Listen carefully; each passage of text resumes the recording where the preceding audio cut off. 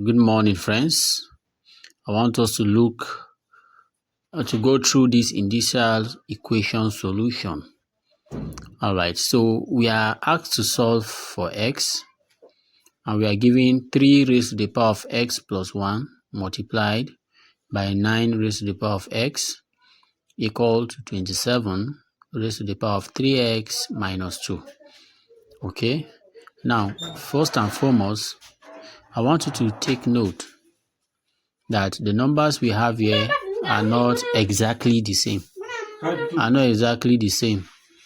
Okay, so 9 is a multiple of 3. 27 is as well a multiple of 3.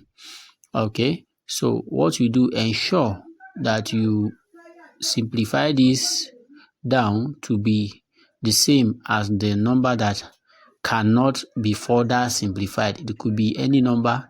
It could be 2, it could be 3, it could be 5. Always simplify other numbers to be indexes of those numbers. Okay, all right. Now, to have 27, you have to multiply 3 by itself. How many times? 3 times. 3 times 3 is 9. 9 times 3 is 27. So 3 in 3 places will give us 27, and that is why you look at this solution here. In place of 27, I wrote 3 raised to the power of what? 3. Good. This 3x minus 2 that is here was initially in the question. Okay, for 9 is also 3 multiplied by 3, which is equal to 3 raised to the power of 2. Okay, all right, so in place of 9, I wrote 3 raised to the power of 2. Then this x that was here is the x that you're seeing here. Okay, all right.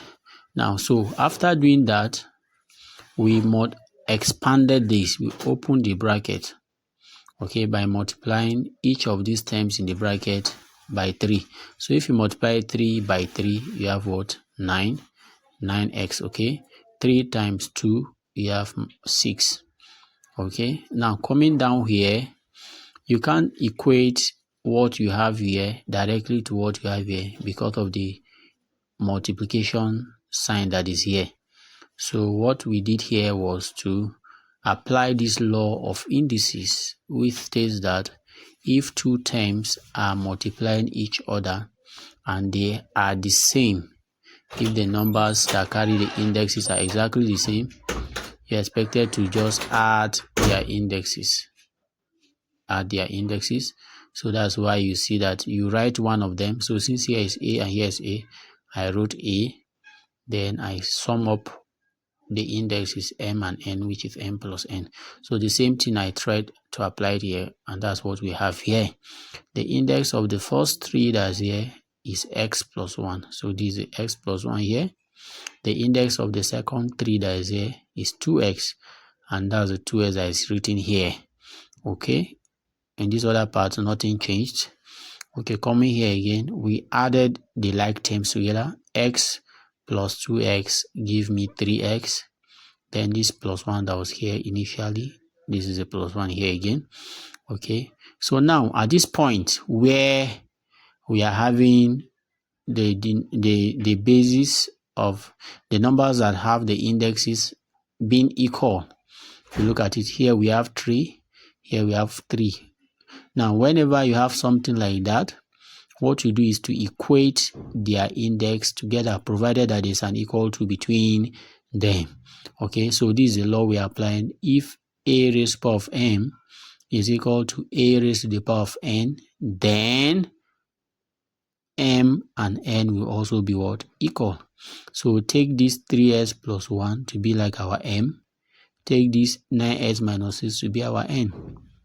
So if we equate both of them together, this is what you are going to have. Then what else did we do? We collected like terms. So I move the terms that are common to one side of the equal to and the other one to the other side. So those numbers that have x with them are the ones I moved. So by collecting like terms, I moved all the terms that have x to the left hand side and the terms that are without x to the right hand side. So I move 9x here, it becomes minus 9x. I move plus 1 to this other side, becomes minus 1. The 6 was having a minus already, so the minus still remains. So if you do minus 6 minus 1, you have minus 7.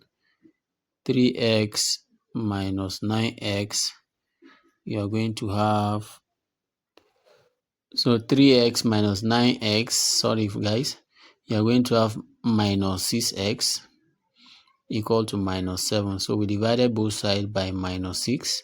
So if you divide both sides by minus 6, minus 6x divided by minus 6, you are left with x here. Minus 7 divided by minus 6, you are left with 6. 7 over 6. Okay, so x is equal to 7 over 6. Thank you very much.